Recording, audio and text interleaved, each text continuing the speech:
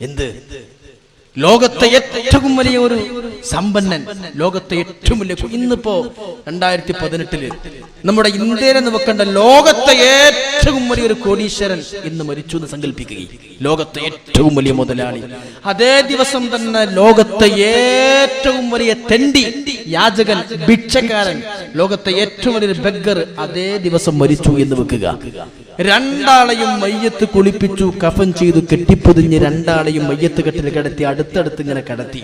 ഒന്ന് ലോകത്തെ ഏറ്റവും വലിയ റിച്ചസ്റ്റ്, ഏറ്റവും വലിയ കോടീശ്വരൻ, മറ്റോനോ ലോകത്തെ ഏറ്റവും വലിയ പാവപ്പെട്ട, ഏറ്റവും വലിയ യാചകൻ, ഭിക്ഷക്കാരൻ, ഏറ്റവും വലിയ പാവ മനുഷ്യൻ അപ്പുറത്തും കിടത്തി.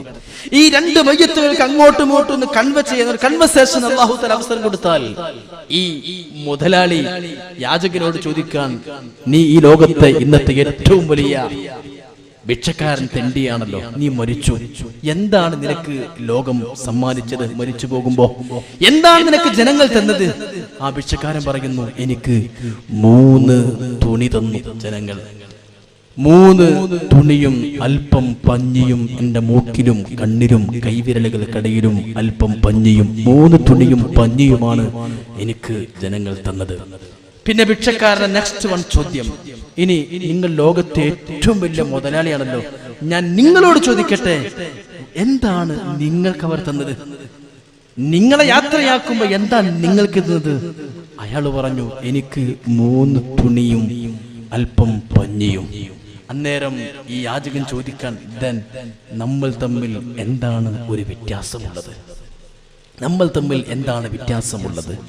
വ്യത്യാസം പ്രിയപ്പെട്ടവരെ ഇവിടെ നമ്മൾ പഠിക്കണം, നമ്മൾ ചെയ്യുന്ന അമലുകൾ മാത്രമാണ്. അമേരിക്കയിലെ പ്രഗത്ഭന ശാസ്ത്രജ്ഞനായ ഡോക്ടർ ഹഡ്സൺ, അറിയോ? അദ്ദേഹം പ്രഗത്ഭനായ ശാസ്ത്രജ്ഞനാണ്. അദ്ദേഹം സ്കൂളിൽ ചെന്നപ്പോൾ അദ്ദേഹത്തിന്റെ ഹെഡ് മാസ്റ്റർക്ക് ഒരു നായ ഉണ്ടായിരുന്നു. ഹെഡ് മാസ്റ്റർ വീട്ടിൽ സ്കൂളിലേക്ക് വരുമ്പോൾ നായനെ കൊണ്ടുവരും. എന്നും നായനെ കുട്ടികൾ കളിപ്പിക്കും, സ്കൂളിലെ കുട്ടികൾ നായന്റെ കൂടെ കളിക്കും. ഒരിക്കൽ നായ ചത്തു. ആ ഹെഡ് മാസ്റ്ററും കുട്ടികളും ഈ നായനെ ഖബറടക്കുകയാണ്, മറവ് ചെയ്യാൻ. അന്നേരം കുട്ടികൾ കരഞ്ഞപ്പോ ഈ ഹെഡ് മാസ്റ്റർ പറഞ്ഞു, കരയണ്ട കുട്ടികളെ, കരയണ്ട, കാരണം ഇന്നിവിടെ പട്ടി, ഈ ഡോഗ് മരിച്ചു. എവരിവൺ വിൽ ഡൈ, എല്ലാരും മരിക്കും, നമ്മളൊക്കെ മരിക്കും.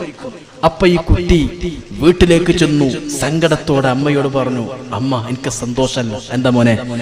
അമ്മേ, എന്റെ ഹെഡ് മാസ്റ്റർ നായ ചത്തു, ഖബറടക്കിയപ്പോ ഞങ്ങൾ കളിപ്പിച്ചു. നായന്റെ വിയോഗത്തിൽ സങ്കടപ്പെട്ടപ്പോ മാസ്റ്റർ പറഞ്ഞത്, കരയണ്ട, എവരി വിൽ ഡൈ, ഏവരും മരിക്കുന്നു, എവരിവൺ, എല്ലാരും മരിക്കുന്ന പറഞ്ഞത്. അവര് ഞാനും നായും തമ്മിൽ എന്താ വ്യത്യാസം?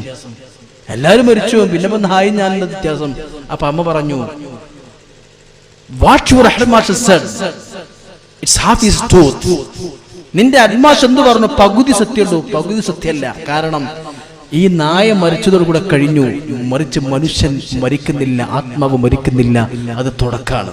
അന്നാണ് അദ്ദേഹം ഒരു ദൈവഭക്തനാകുന്നതും അദ്ദേഹം ഒരു ദൈവവിശ്വാസിയാകുന്നതും ജീവിതത്തിന് അർത്ഥം കിട്ടിയത്. ഇതാണ് നമ്മുടെ മക്കൾക്ക് നമ്മൾ കൊടുക്കേണ്ട സന്ദേശം. ചിന്തിക്ക്, ബഹുമാനപ്പെട്ട റൂഹുല്ലാഹി ഈസ പറയൂ, റൂഹുല്ലാഹി ഈസ വല്ലാത്തൊരു ചരിത്രം, ഇംപ്രസീവ് വൺ, എഫക്റ്റീവ് വൺ.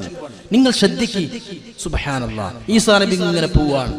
ഈസാ നബി അലൈഹിസ്സലാം ഒരു വഴിയിലൂടെ നടന്നു പോകുമ്പോൾ അല്ലാഹുവിന്റെ ഖബർ കാണിച്ചു കൊടുക്കുകയാണ്. എന്താണ് ഖബറിനകത്തുള്ളത് എന്ന് ഒരു ചില്ലിന്റെ ഉള്ളിലൂടെ കാണുന്ന പോലെ അല്ലാഹു തആല ഈസാ നബിക്ക് കാണിച്ചു കൊടുക്കുന്നു. മുഅ്ജിസത്താണ്. അതാ സുഹൃത്തുക്കളെ, ഈസാ ഇബ്നു മറിയം പണ്ട് ജീർണിച്ചു പോയൊരു ഖബർ യാത്രയിൽ കണ്ടു. ജീർണിച്ച് ദ്രവിച്ചു പോയ ഖബർ ഈസാ നബി കാണുമ്പോ ആ ഖബറിലേക്ക് ഈസാ നബി എത്തി നോക്കുമ്പോ എന്താണ് ആ ഖബറിന്റെ ഉള്ളിലുള്ളത് എന്ന് അല്ലാഹു കാണിച്ചു കൊടുക്കുന്നു. മയ്യത്ത് ഒന്നതിലുണ്ട് ശിക്ഷകളേറ്റതായി, അത് കണ്ട് നബിയും അന്നു അവിടം താണ്ടലായി. ആ കബറിൽ കിടക്കുന്ന മയ്യത്ത് ഇരുമ്പിന്റെ ദണ്ടുകളെ കൊണ്ട് അടിച്ച് പൊട്ടിക്കപ്പെടുകയാ. ശിക്ഷിക്കുന്ന മലക്കുകൾ ആ മയ്യത്തിനെ അടിക്കുന്നു, പൊട്ടിക്കുന്നു, വേദനിപ്പിക്കുകയാ. ആ മയ്യത്ത് പൊട്ടിക്കറഞ്ഞ് അട്ടഹസിച്ച് നിലവിളിക്കുകയാണ്. ഖബർ മുഴുവനും തീയാണ്. ഖബറിൽ പാമ്പിന്റെ കടിയേറ്റ്, തേളിന്റെ കുത്തേറ്റ് ആ മയ്യത്ത് ഇങ്ങനെ പൊട്ടിക്കറഞ്ഞ് വിഷമിക്കുകയാണ്. തീ കുണ്ടാരമാണ് ഖബർ. ആ മയ്യത്ത് ശിക്ഷിക്കപ്പെട്ട് കൊണ്ട് അട്ടഹസിച്ച് വേദനയോടെ കരയുമ്പോ ഈസാ നബി അങ്ങ് ചിന്തിച്ചു, അല്ലാഹ് ഈ ഖബറാളി തെമ്മാടിയാണല്ലോ, മഹാപാപിയാണല്ലോ, അതുകൊണ്ടാണ് ഇത്രയും ശിക്ഷ അനുഭവിക്കുന്നത്. അതുകൊണ്ട് ഈസാ നബി പരിഭവപ്പെട്ട് യാത്ര തുടരുകയാണ്. പിന്നീട് ഒരുപാട് ദിവസം കഴിഞ്ഞ് പിന്നീട് ആ വഴി തന്നെ നബി മടങ്ങുന്നതായി, പണ്ടത്തെ ഖബർ പോൽ പ്രകാശിക്കുന്നതായി. അല്പ ദിവസം കഴിഞ്ഞു ഈസാ നബി അലൈഹിസ്സലാം മടങ്ങി പോരുമ്പോ ആ ഖബറിലേക്കൊന്ന് നോക്കി ഇപ്പോഴത്തെ അവസ്ഥ എന്തെന്നറിയാൻ. സുബ്ഹാനല്ലാഹ്, അന്നേരം ഖബറിൽ ശിക്ഷയില്ല, തീയില്ല, പാമ്പില്ല, തേളില്ല. റഹ്മത്തിന്റെ അനുഗ്രഹത്തിന്റെ മലാക്കമാരാണ്. ആ ഖബർ സ്വർഗമാണ്. മയ്യത്ത് സുസ്മേരവദനാണ്, പ്രസന്നമായ പ്രശോഭിതമായ മുഖമാണ്. മയ്യത്ത് പുഞ്ചിരിക്കുന്നു, കസ്തൂരിയുടെ സുഗന്ധമുണ്ട്, സ്വർഗീയ സൗരഭ്യമുണ്ട്. ഖബർ മുഴുവനും സ്വർഗമായി മാറി. മയ്യത്തിന് ആശ്വാസമാണ്, പ്രകാശമാണ് ഖബറില്. ഈസാ നബി അത്ഭുതപ്പെട്ടു, അല്ലാഹ് കഴിഞ്ഞയാഴ്ച ഞാൻ അങ്ങോട്ട് പോകുമ്പോ ഇവിടെ നിലവിളിയായിരുന്നു അല്ലാഹ്, ഇവിടെ തീയായിരുന്നു അല്ലാഹ്, ഇരുമ്പിന്റെ ദണ്ട് കൊണ്ട് അടിയായിരുന്നു അല്ലാഹ്. ഇന്ന് വെളിച്ചമാണല്ലോ, ഇന്ന് പ്രകാശമാണല്ലോ. ഇങ്ങനെ ഒരു മാറ്റം ഈ ഖബറിന് വന്നത് എന്താണ് അല്ലാഹ് അറിയണം. 2 റക്അത്ത് നിസ്കരിച്ച് റബ്ബിനോട് കരഞ്ഞു ദുആ ചെയ്യുകയാണ്. ഇതിലുള്ള സിറെന്താണ് ഇലാഹി എന്ന് ചോദിച്ചുകൊണ്ട് ദുആ ചെയ്യുന്നു. എന്താണ് നിന്റെ രഹസ്യം അല്ലാഹ് എന്ന് ചോദിച്ച് റബ്ബിനോട് കരയുമ്പോ അതാ ഉത്തരവുമായി റബ്ബ് പറഞ്ഞേക്കുന്നു, മുഖറബുൽ അംലാക്ക് ജിബ്രീൽ. ക്ഷണം തന്നെ ജിബ്രീൽ വന്നു റബ്ബിൽ നിന്ന് വിവരങ്ങളെല്ലാം വിശദമായി പറയുന്നു. ജിബ്രീൽ അലൈഹിസ്സലാം വന്ന് മറുപടി പറയുകയാണ്, ഈസാ നബിയെ എന്താ കാരണമെന്നറിയണോ? ഇവൻ തമ്മാടിയായിരുന്നു, ഈ ഖബറാളി മദ്യപാനിയായിരുന്നു, സകലമായ തിന്മകളും ചെയ്യുന്നവനായിരുന്നു. അവനാ അതുകൊണ്ട് ഖബറിൽ ശിക്ഷയായിരുന്നു, നരകമായിരുന്നു.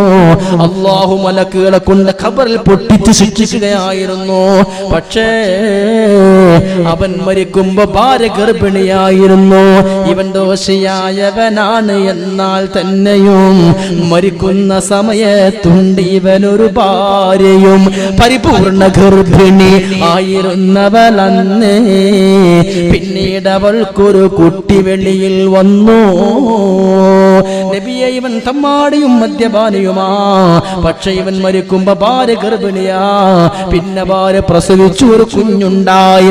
ആ കുഞ്ഞ് നടക്കാനും എഴുന്നേൽക്കാനും പോകാനും മിണ്ടാനും പറയാനും പ്രായമായപ്പോ ആ ഉമ്മ, ആ പെണ്ണ് ആ കുഞ്ഞിനെ മദ്രസയിൽ കൊണ്ടുപോയി ചേർത്തു. അങ്ങനെ ആ കുഞ്ഞ് മിണ്ടാനും പറയാനും സംസാരിക്കാനും പ്രായമായി മദ്രസയിൽ ചേർത്തപ്പോ അതുവരെ ഖബറിൽ ശിക്ഷിക്കപ്പെടുകയാണ്.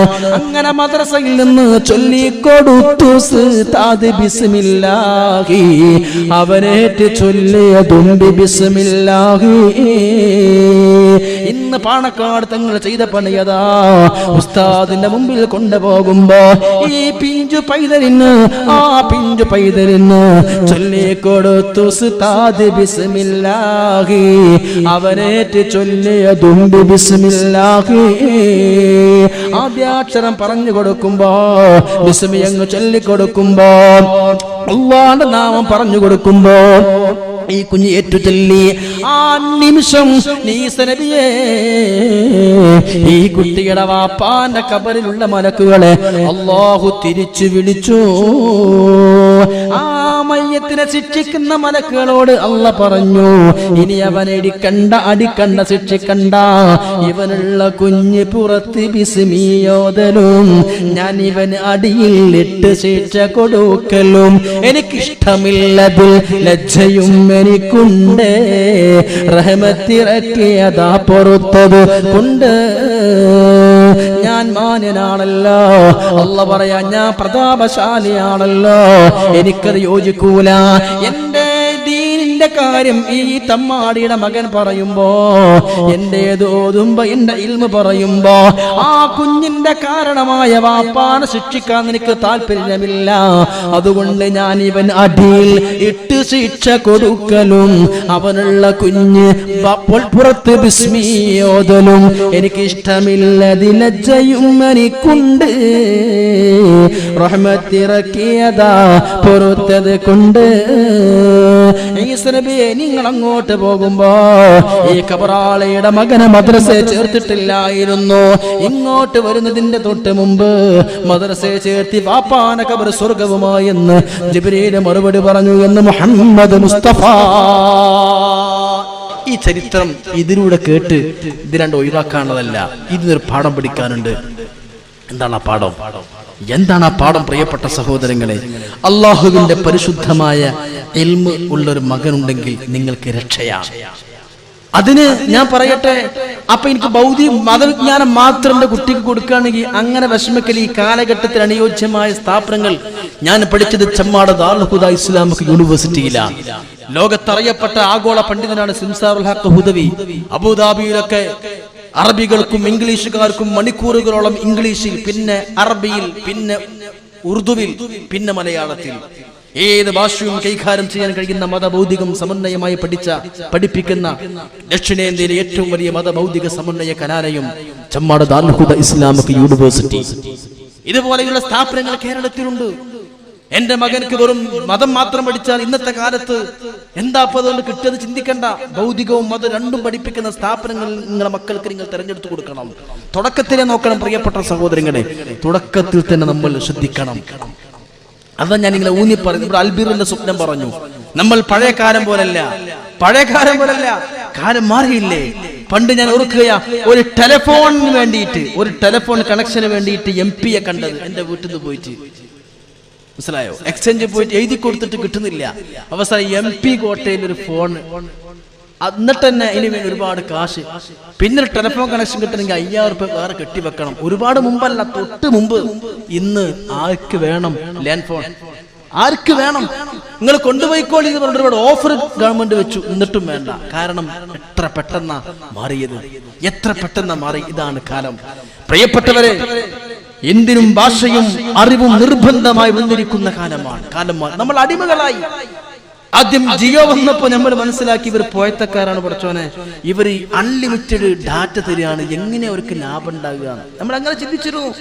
അല്പമാസങ്ങൾക്ക് മുമ്പ് അൺലിമിറ്റഡ് ഡാറ്റ, GB എത്ര ഉപയോഗിച്ചോ 5 പൈസയും വേണ്ട, സിം ഫ്രീ, ഡാറ്റ ഫ്രീ. അപ്പൊ നമ്മൾ ചിന്തിച്ചു, ഇത് അവർക്ക് എങ്ങനെ മുതലാകുക? ഇത് കള്ളപ്പണം വെളുപ്പിക്കല ഒന്നുമല്ല. അല്പമാസങ്ങൾ നിനക്ക് പൂർണ്ണമായി വിശാലമായി തുറന്ന് ഫ്രീ ആയി തന്ന് നിന്നെ അതിന്റെ അടിമയാക്കി മാറ്റി. ഇഷ്ടംപോലെ വീഡിയോസും മറ്റും കണ്ട് ഒരു സെക്കൻഡ് പോലും ഡാറ്റ ഇല്ലാതെ, നെറ്റില്ലാതെ നിൽക്കാൻ പറ്റൂല എന്ന അവസ്ഥയിലേക്ക് നിന്നെ മയക്കിക്കെടുത്തിയിട്ട് പിന്നെ പൈസ കൊണ്ട് കൂട്ടി. അപ്പൊ നീ എത്ര കൂട്ടിയാലും കൊടുക്കുന്ന അവസ്ഥയിലേക്ക് നീ മാറി. ഇതാണ് ലോകം. മാറി. നെറ്റില്ലാതെ ഒരു ദിവസം നിൽക്കുമ്പോ സമാധാനമല്ല. നെറ്റ് കഴിഞ്ഞോ റീചാർജ് ചെയ്യും. ഇതേ കാരണം അതിന്റെ അടിമയാക്കി നിന്നെ മാറ്റലായിരുന്നു ആദ്യത്തെ ലക്ഷ്യം. അവരാദ്യം ഫോണിറക്കിയപ്പോ ആദ്യം 400-500 രൂപ എല്ലാരെ കൊണ്ട് ശീലിപ്പിച്ചു. പിന്നെ എല്ലാവരും അടിമായി മാറിയപ്പോ പെട്ടെന്ന് കയറ്റം ചെയ്ത്. ലോകത്തിന്റെ തന്ത്രങ്ങൾ മനസ്സിലാക്കാൻ സാധിക്കണം. ലോകം പ്രിയപ്പെട്ട മുഅ്മിനീങ്ങളെ ഒരുപാട് മാറിയിരിക്കുകയല്ലേ. ഇന്നത്തെ കാലഘട്ടത്തിനനുസരിച്ചുള്ള പണ്ഡിതന്മാർ നമുക്ക് വേണം. അള്ളാഹുവിന്റെ മുത്തുനബിതങ്ങൾ വന്നപ്പോ ഏറ്റവും വലിയ അത്ഭുതമായിട്ട് കൊണ്ടുവന്നത് സാഹിത്യമായ ഗ്രന്ഥമാണ്. കാരണം അറബികൾ സാഹിത്യ പടുക്കളായിരുന്നു. ഈസാ നബി വന്നപ്പോ കൊണ്ടുവന്നെന്താ? ഏറ്റവും വലിയ മെഡിക്കൽ സയൻസിൽ ഉയർന്നു നിൽക്കുന്ന കാലം. മെഡിക്കൽ സയൻസിൽ വലിയ പുരോഗതിയുള്ള കാലമായിരുന്നു ഈസാ നബിയുടെ പ്രബോധനകാലം. അന്ന് ഏറ്റവും വലിയ മെഡിസിൻ ഈസാ നബിക്കാണ് കൊടുത്തു. മരിച്ചോറെ ജീവിപ്പിക്കുക, രോഗം സുഖപ്പെടുത്തുക, വെള്ളപ്പാണ്ട് സുഖപ്പെടുത്തുക. അന്നത്തെ കാലത്ത് ആ ടെക്നോളജി അള്ളാഹു കൊടുത്തു. സുബ്ഹാനല്ലാഹ്. മൂസാ നബി വന്നപ്പോ ഇന്ദ്രജാലത്തിന്, മാജിക്കുകൾക്ക് കൺവെട്ടുകൾക്ക് വലിയ മാർക്കറ്റുള്ള സമയമാണ്. അപ്പൊ ഈ മൂസാ നബി അലൈഹി ഇസ്ലാമിന് അതിലുള്ള കൈവം കൊടുത്തു. ഇങ്ങനെ ഏത് കാലഘട്ടത്തിനനുസരിച്ചും നമുക്ക് മാറാൻ കഴിയണം. ഇന്ന് വിജ്ഞാന വിപ്ലവത്തിന്റെ ലോകമാണ്. അറിവാണ് ഏറ്റവും വലുത്. അറിവില്ലാത്തവന് സമുദായത്തിന് വേണ്ട. അതുകൊണ്ട് എന്റെ പ്രിയപ്പെട്ടവരെ, 2 വിദ്യാഭ്യാസം നമ്മുടെ മക്കൾക്ക് കൊടുത്തേ പറ്റൂ. അതിന് ഈസാ നബിയുടെ ചരിത്രം പറഞ്ഞത് എന്തിനറിയോ? ഭൗതിക വിദ്യയിൽ മാത്രം നമ്മൾ കൂടരുത്. പ്രിയമുള്ള സഹോദരങ്ങളെ, അല്ലാഹുവിന്റെ ഹബീബായ മുത്ത് മുഹമ്മദ് മുസ്തഫ നബി തങ്ങൾ പഠിപ്പിച്ചിട്ടുണ്ട്, കുല്ലു മൗലൂദിൻ യൂലദു അൽ ഫിത്റാ ഫബവാഹു യുഹവ്വിദാനിഹി ഔ യുമജ്ജിസാനിഹി ഔ യുനസ്സിറാനി. ലോകത്തെ ഏറ്റവും വലിയ മനഃശാസ്ത്രജ്ഞനാണ് ജർമ്മൻകാരനായ എരിക് ബാൻ. അദ്ദേഹം പറഞ്ഞു, every child is born as prince and princess but their parents make them frogs. ഏത് കുട്ടിയും ഭൂമിയിലേക്ക് പിറന്നു വീഴുന്നത് രാജാവ് രാജാത്തിയും ആയിട്ടാണ്.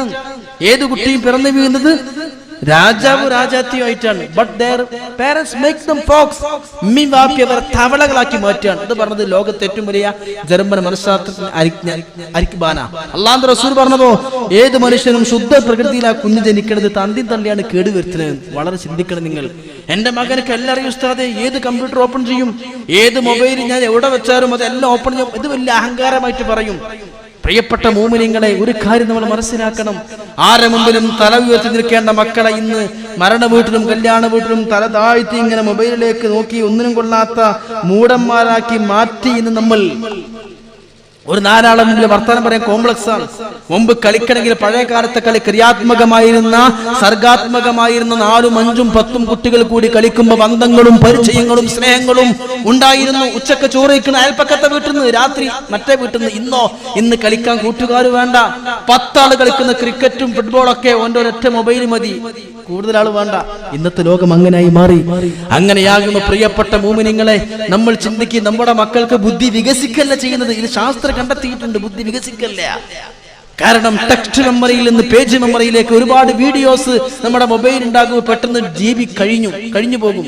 എങ്കിൽ ഒരുപാട് വീഡിയോസും സിനിമയും സീരിയലും നമ്മുടെ കുട്ടികളിലേക്ക് പെട്ടെന്ന് തലമണ്ട വീക്കായി പോകുന്ന ശാസ്ത്രം കണ്ടെത്തിയിരിക്കുന്നത്. നമ്മൾ അതിലങ്ങ് അവരെ ലയിപ്പിച്ചു കണ്ടെത്തിയിരിക്കുകയാണ്. പ്രിയപ്പെട്ട മോമിനിങ്ങൾ, ചിന്തിക്കി. അല്ലാഹുവിന്റെ ഹബീബ് നൂറ്റാണ്ടുകൾക്ക് മുമ്പ് നമ്മൾ പഠിപ്പിച്ചൊരു ഹദീസ് ഉണ്ട്. ആരാ പഠിപ്പിച്ചത്? അഷ്റഫുൽ ഖൽഖി മുഹമ്മദ് മുസ്തഫ. വല്ലാത്തൊരു ഹദീസാണ്. വമൽ മയ്യിതു ഇല്ലാ കൽ ഗരീഖ്. ഖബറിൽ കൊണ്ടുപോയി വെച്ച മയ്യത്ത് വെള്ളത്തിൽ മുങ്ങിപ്പൊന്തുന്നവനെ പോലെയാണെന്ന് ഖാല റസൂലുള്ളാഹി. എത്ര നല്ല ഹദീസാണ്, എത്ര നല്ല ഒരു ഉദാഹരണമാണ്. വലിയ ഒരു കുളത്തിലോ പുഴയിലോ നീന്തമറിയാത്തവൻ വീണുപോയാൽ വെള്ളം കുടിച്ച് മരിക്കാനാകുമ്പോ ഏതെങ്കിലും ഒരു കയറ് കിട്ടിയാൽ, ഒരു വള്ളി കിട്ടിയാൽ മരണപ്പെടുത്തം പിടിക്കും. അതല്ലേ മുങ്ങി മരിക്കാൻ പോകുന്നവനെ രക്ഷപ്പെടുത്താൻ ഒരാൾ ചാടിയാൽ രക്ഷപ്പെടുത്തുന്നവനെ കൂടി പിടിച്ചിട്ട് 2 ആളും മരിച്ചു പോകും.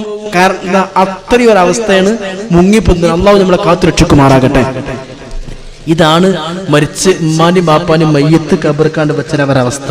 എന്താ കബറിലേക്ക് വെച്ചാൽ, കാരണം വെള്ളത്തിൽ മുങ്ങിപ്പൊന്തുന്നവന് ആരാ എന്നെ രക്ഷിക്കുവാനുള്ളത്? ആരാണ് എനിക്കൊരു കയറിട്ട് തരിക? ആരാ എനിക്കൊരു മുണ്ടിട്ട് തരുക?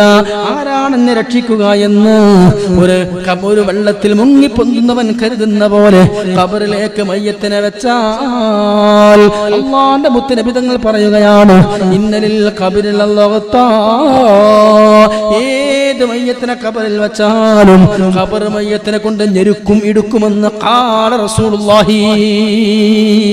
സത്യമാണ്. അപ്പൊ നിങ്ങൾ കരുതും ഇത് ക്രൂരതയാണോ ഉസ്താദ്? ക്രൂരതയല്ല.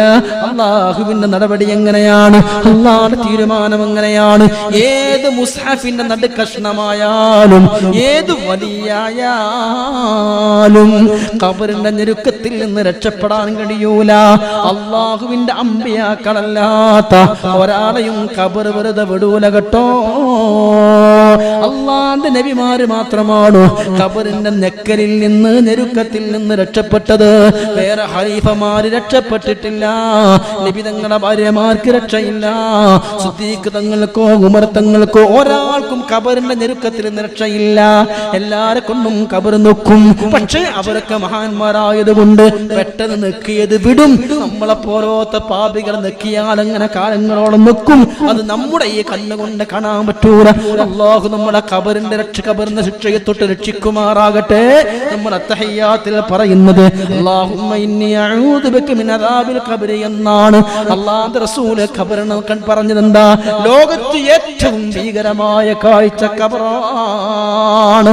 ആ ഖബറിൽ ഏത് മയ്യത്തിനെ കൊണ്ടും ഖബറിന്ന് ഞെരുക്കും.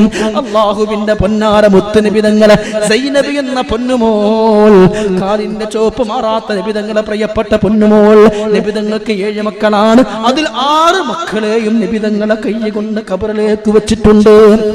ദുരിതങ്ങളും പ്രയാസങ്ങളും കഷ്ടപ്പാടുകളും പ്രതിസന്ധികളും മുസ്ലിമേ നമുക്കുണ്ടാകും. വിഷമം വരുമ്പോഴേക്ക് അല്ലാഹു എന്നെ വെറുത്തു എന്ന് കരുതണ്ട, അല്ലാഹു എന്നെ ഒഴിവാക്കി എന്ന് കരുതണ്ട. അല്ലാഹുവിന് ഏറ്റവും ഇഷ്ടപ്പെട്ട പൊന്നാര മുത്ത് നബി തങ്ങളെ 7 മക്കളിൽ 6 നബി തങ്ങളെ കൈ കൊണ്ട് ഖബറിലേക്ക് വെച്ചിട്ടുണ്ട്. 7 നബി തങ്ങളെ ജീവിതകാലത്ത് മരിച്ചു പോകുമ്പോ ഇത് പരീക്ഷണമാണ്. ഏതാവട്ടെ സൈനബി എന്ന പൊന്നുമോളെ ഖബറിലേക്ക് വെച്ചിട്ട് അല്ലാഹുവിന്റെ റസൂൽ പറഞ്ഞത്, എന്റെ പൊന്നുമകൾ സൈനബിനെ ഖബറിലേക്ക് വെച്ചപ്പോ 2 സൈഡും ഖബറിൽ ഞങ്ങൾ സൈനബിനെ കൊണ്ട് നെക്കി, സൈനബിനെ ഇറുക്കി. എന്റെ സൈനബിന്റെ എല്ല് പൊട്ടുന്ന ശബ്ദം ഈ ഭാഗത്തുള്ള മൃഗങ്ങളും മനുഷ്യരല്ലാത്ത എല്ലാവരും കേട്ടിട്ടുണ്ട് എന്ന് ഖാല റസൂലുള്ളാഹി. അപ്പൊ സ്വഹാബികൾ ചോദിച്ചു, നബി എങ്ങനെ സൈനബ് എന്ന മകളെ കൊണ്ടും ഖബർ നെക്കിയോ? നബി തങ്ങൾ കരഞ്ഞു പറഞ്ഞു, വലാ ബിബിനി ഖാസിം, അതിനേക്കാളും ചെറിയ മോനാണല്ലോ എന്റെ മരിച്ചുപോയ ഖാസിം എന്ന മകൻ. സൈനബിനേക്കാളും ചെറിയ കുഞ്ഞാണ്. ആ പൊന്നാര് ചെറിയ പിഞ്ചു പൈതനെ പോലും ഖബർ വെറുതെ വിട്ടിട്ടില്ലെന്ന് പറയുമ്പോ പിന്നെ നമ്മളെ കഥ പറയണോ? അല്ലാഹുവിന്റെ റസൂല് പറഞ്ഞു, ഏത് മയ്യത്തിനെ വെച്ചാലും ഖബർ നെരുക്കും. നിങ്ങൾക്കറിയണോ, പ്രഗൽഭനായ സ്വഹാബിയാണ്, ഉറക്ക റളിയല്ലാഹു പറയണേ, സഅദ് ഇബ്നു മുആദ്, വലിയ മഹാനാണ് സഅദ് ഇബ്നു മുആദ്. ആ സ്വഹാബി മരിക്കുമ്പോ അല്ലാഹുവിന്റെ അർശ് പോലും വിറക്കുകയാണ്. അല്ലാഹുവിന്റെ അർശ് വിറച്ചു. മുത്തുനബി തങ്ങൾ പറയുകയാ, അല്ലാഹുവിന്റെ അർശ് ഏതെങ്കിലും ഒരാൾ മരിച്ചതിന്റെ പേരിൽ വിറച്ചുവെങ്കിൽ സഅദ് മരിച്ചതിന്റെ പേരിലാണ്. അത്രയും പ്രഗൽഭനാണ് ബഹുമാനപ്പെട്ട സഅദ് റളിയല്ലാഹു അൻഹു. ആ സഅദ് റളിയല്ലാഹു അൻഹു മരണപ്പെട്ടിട്ട് ആ മയ്യത്ത് നിസ്കാരത്തിന് നബി തങ്ങൾ പോയ ഒരു കോലം എങ്ങനെയെന്നറിയോ? നബി തങ്ങൾ കാലിങ്ങനെ പൊന്തിച്ചിട്ട്, മടമ്പും കാല് പൊന്തിച്ചിട്ട്, നബി തങ്ങളെ കാലിന്റെ വിരലുകളിൽ മാത്രം പതിച്ചിട്ട്, നബി തങ്ങളെ കാലിങ്ങനെ പൊന്തിച്ച് പകുതി മാത്രം നിലത്ത് വെച്ച് നബി തങ്ങൾ നടക്കുമ്പോ സ്വഹാബികൾ ചോദിച്ചു, നബിയേ, എന്താണ് നിങ്ങൾ കാല് മുഴുവനും നിലത്ത് വെക്കാത്തത്? എന്തിനാണ് നിങ്ങൾ കാല് മുഴുവനും വെക്കാതെ വിരല് മാത്രം അമർത്തിയിട്ട് എന്തിനാ നടക്കുന്നത്? അല്ലാഹുവിന്റെ നബി തങ്ങൾ പറയുകയാണ്, എന്റെ സ്വഹാബാ, ഈ വിടമരിച്ചിരിക്കുന്ന സഅദിന്റെ ജനാസയിൽ പങ്കെടുക്കാൻ, മയ്യത്ത് പരിപാലനത്തിൽ പങ്കെടുക്കാൻ ആകാശത്തിൽ നിന്ന് 1000കണക്കിന് മലക്കുകൾ ഇറങ്ങി വന്നിട്ടുണ്ട്. അവരെ എനിക്ക് കാണാം. അവരെ തിരക്ക് കാരണം എനിക്ക് കാല് വെക്കാനുള്ള സ്ഥലം ഇല്ല എന്ന് മുഹമ്മദ് മുസ്തഫ. അതുകൊണ്ടാണ് കാല് മുഴുവനും നിലത്ത് വെക്കാതെ പകുതി മാത്രം നിലത്ത് വെച്ചിട്ട് ഞാൻ ഏന്തിച്ച വിട്ടി നടക്കുന്നത്.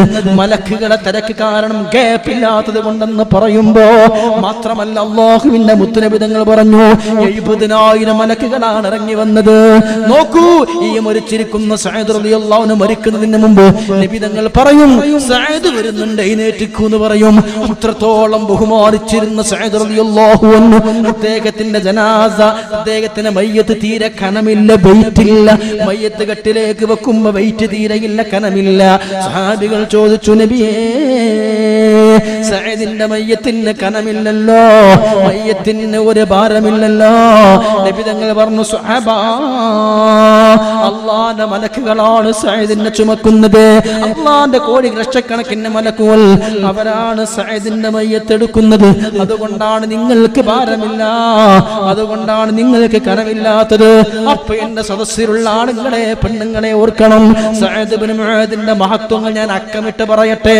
ഒന്ന്, സഈദ് റളിയല്ലാഹു അൻഹു സദസ്സിലേക്ക് വരുമ്പോ നബി തങ്ങൾ എല്ലാവരും എഴുന്നേൽപ്പിക്കും. അതാണ് മഹാൻ. ആ സഈദ് മരിക്കുമ്പോൾ അല്ലാഹുവിന്റെ അർശ് പോലും മറച്ചു. മഹത്വം. 2, 3, 70,000 മലക്കുകളാണ് അദ്ദേഹത്തിന്റെ മയ്യത്ത് നിസ്കാരത്തിന് ഇറങ്ങി വന്നത്. മഹത്വം. 3. 4-മത്തത് പിടിച്ചോ. ആ സഈദ് ഇബ്നു മുആദിന്റെ മയ്യത്ത് നിസ്കാരത്തിന് പോകുമ്പോ മലക്കുകളെ തിരക്ക് കാരണം പൊന്നാര നബി തങ്ങളെ കാല് പോലും നിലത്ത് വെക്കാൻ സ്ഥലം കിട്ടിയില്ല, കഴിഞ്ഞില്ല. 5-മത്തെ മഹത്വം, ആ സഈദിന്റെ ജനാസ മലക്കുകൾ ചുമന്നത് കാരണം മയ്യത്ത് കട്ടിലിലേക്ക് വെക്കുമ്പോ സ്വഹാബത്തിന് ഭാരം തോന്നിയില്ല, മലക്കുകളാണ് ചുമന്നത്. ഇനി കേട്ടോ, ഇത്രയും മഹത്വമുള്ള പുണ്യമുള്ള മഹാനായ സഈദിനെ ഖബറിലേക്ക് വെച്ചിട്ട് അല്ലാഹുവിന്റെ റസൂലിന്റെ കണ്ണിൽ നിന്ന് ഇങ്ങനെ വെള്ളം വന്നു. നബി തങ്ങൾ കരഞ്ഞു. സ്വഹാബികൾ ചോദിച്ചു, എന്തിനാണ് ഈ ഖബറിന്റെ വക്കത്ത് നിന്ന് കരയുന്നത്? അല്ലാഹുവിന്റെ റസൂൽ കരഞ്ഞുകൊണ്ട് പറയുന്നുണ്ട്, എന്റെ സ്വഹാബാ, ഇന്നലിൽ കുല്ലിൽ ഖബറിൽ അല്ലാഹു ഏത് മയ്യത്തിനെ ഖബറിലേക്ക് വെച്ചാലും ഖബർ നിൽക്കും, ഞെരുക്കും. ആരെങ്കിലും ഒക്കെ രക്ഷപ്പെടുമായിരുന്നുവെങ്കിൽ, അമല് കൊണ്ട് രക്ഷപ്പെടേണ്ട ആരെങ്കിലും ഉണ്ടാകുമായിരുന്നെങ്കിൽ,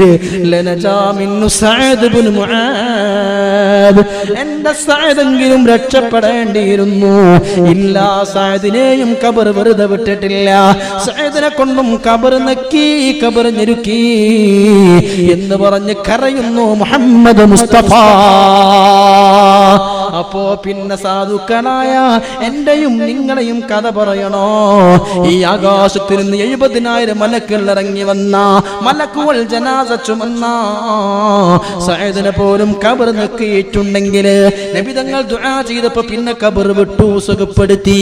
എങ്കിൽ എന്റെ നിങ്ങളി മയ്യത്ത് കൊണ്ടുപോയി വെച്ചാൽ, എടോ നീ കലക്ടർ ആണെങ്കിലും മന്ത്രിയാണെങ്കിലും 1000 ആൾ നിന്റെ മയ്യത്ത് കാണാൻ വന്നാലും പുഷ്പചക്രം അർപ്പിച്ചാലും നിനക്ക് ഈമാൻ ഉണ്ടെങ്കിലല്ലേ രക്ഷ കിട്ടോ.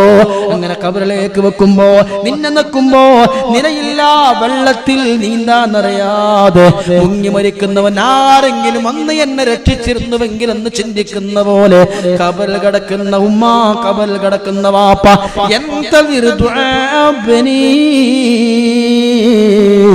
എന്റെ മകൻ വന്നൊന്ന് ദുആ ചെയ്തിരുന്നെങ്കിലേ, എന്റെ മകൾ ദുആ ചെയ്തിരുന്നെങ്കിൽ, എന്റെ പേരക്കുട്ടി ദുആ ചെയ്തിരുന്നെങ്കിൽ എന്ന് നീന്ത പറയാത്തവൻ മുങ്ങിപ്പൊന്തുമ്പോ ആരെങ്കിലും കയറിട്ടു തന്നു രക്ഷിച്ചിരുന്നുവെങ്കിലെന്ന് ചിന്തിക്കുന്ന പോലെ ഖബറിൽ നിന്ന് ഉമ്മിയും ബാപ്പയും മക്കളെ പ്രാർത്ഥനകളിലേക്ക് ആഗ്രഹിക്കുമെന്ന് ഇതിനേക്കാളും വലിയ ഉദാഹരണത്തിലൂടെ എങ്ങനെയാണ് ഉമ്മത്തിന് നബി തങ്ങൾ പഠിപ്പിച്ചു കൊടുക്കുക? മുങ്ങിപ്പൊന്തുന്നവൻ രക്ഷപ്പെടുത്തുന്നവനിലേക്ക് ആഗ്രഹിക്കുന്ന പോലെ ഖബറാളിയായ ഉമ്മയും ബാപ്പയും മകന്റെ പ്രാർത്ഥനയിലേക്ക് ആഗ്രഹിക്കുമെന്ന് പറയുമ്പോ, നിന്റെ മകൻ ലക്ഷക്കണക്കിന് ശമ്പളം വാങ്ങുന്ന എഞ്ചിനീയറോ ഡോക്ടറോ അല്ലെങ്കിൽ വലിയ കലക്ടറോ കോടീശ്വരനോ സമ്പന്നനോ ഒന്ന് ദ്വാരക്കാനുണ്ടോ അവർക്ക് സമയം? അല്ലാഹുവിനെ മുമ്പിൽ നിസ്കരിക്കാനുണ്ടോ സമയം? പക്ഷേ അതിന് തഖ്വ വേണം, ദീനീ ബോധം വേണം, അറിവ് കൊടുക്കണം. ഏത് ഉന്നതത്തിലെത്തിയാലും ഉമ്മാനെ ഖബറിൽ വരാനും ഓതാനും ദുആ ചെയ്യാനും ചിന്തയുള്ള മക്കളാകണമെങ്കിൽ ആ ബോധം പഠിപ്പിക്കേണ്ടത് മദ്രസയാണ്. ആ ബോധം സ്കൂളിൽ നിന്ന് കിട്ടൂല, ആ ബോധം മദ്രസയിൽ നിന്ന് കിട്ടൂല. അതുകൊണ്ട് ആ ബോധം മറ്റു എന്തിനേയും കോളേജിൽ നിന്ന് കിട്ടൂല. അത് മദ്രസയിലും ദീനീ സ്ഥാപനങ്ങളിൽ നിന്ന് മാത്രമാണ്. സുബ്ഹാനല്ലാഹ്.